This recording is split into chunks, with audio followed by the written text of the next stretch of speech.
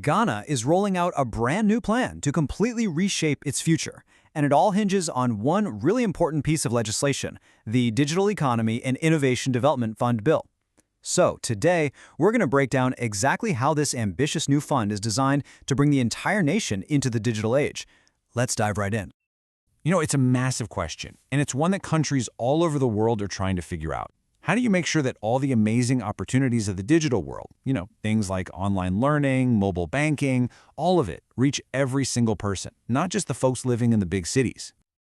Well, Ghana's answer is this new bill. It lays out a whole strategy to create something called the Digital Economy and Innovation Development Fund.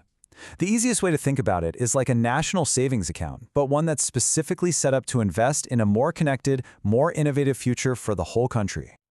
Okay, so to really get why this fund is such a big deal, we first have to understand the problem it's trying to solve.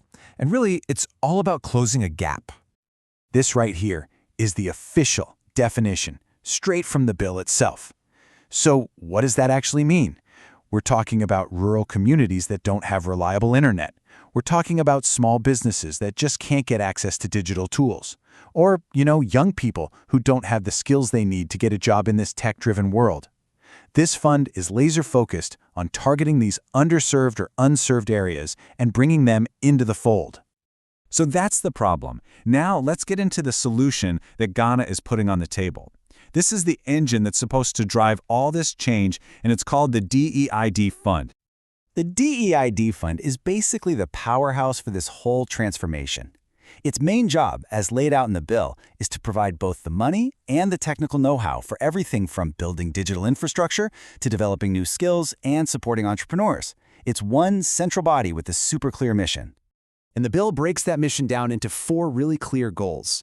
First, universal access. That's all about connecting those underserved areas we just talked about. Second, economic growth, supporting innovation and tech startups. Third is building a skilled workforce, making sure people have the digital skills they need. And fourth, better services, using tech to improve things like government, healthcare, and education. Now, this all sounds fantastic, but it definitely leads to the billion-dollar question, right? How is Ghana going to pay for all of this? So let's follow the money. The bill is actually super specific about this part. It sets up a pretty diverse funding model, pulling in money from both the private and public sectors to make sure the whole thing is sustainable in the long run. If you look at Section 19 of the bill, it lays out this whole funding mix. You can see it pulls from a bunch of different places, but two of the biggest pieces of the pie come from the private sector, a percentage of revenue from telecom companies and also from electronic money issuers. Then it's topped up with government ICT revenue, money from Parliament, and even grants. Let's just zoom in on this number for a second, 3%. The bill requires a quarterly contribution of 3% of net revenue from every single telecom provider. What that means is the very companies building the country's digital infrastructure will be directly investing in making sure it reaches everyone. And here's that other key piece from the private sector, 1%. This is 1% of the net revenue from electronic money issuers. This is huge because it acknowledges just how massive mobile money has become and makes sure that the fintech sector is also chipping in to help with digital inclusion. And just to round things out, the fund won't only rely on those contributions. It's also set up to get money directly from the government through Parliament, and it can accept grants and donations. It can even earn its own income from investments. It's a really multi-pronged financial plan. So, we know where the money is coming from. Now for the really fun part. Where does it go? Who is actually going to get to use this fund? Well, according to Section 28, the money is specifically for projects that have a real impact on the ground. We're talking about things like building internet access in remote villages, giving seed money to tech startups, running digital literacy classes for all ages, and even developing platforms for online health and education. It's all about tangible progress. And what's really cool is that it's not just one type of organization that can get support. Startups can apply for grants, telecom companies can get subsidies to help them build out into rural areas, training centers can get funding for skills programs, and even local community groups can get backing for their own grassroots ideas. It's a really inclusive approach. All right, now, whenever you're talking about a fund this massive, with a mission this important, accountability is absolutely everything. So this final piece of the bill is all about making sure the money is used effectively and transparently. I mean, this is the make or break question for building public trust, right? how do you make sure a fund like this actually does what it's supposed to do and doesn't just waste a bunch of money? Well, the bill actually builds accountability right into its DNA.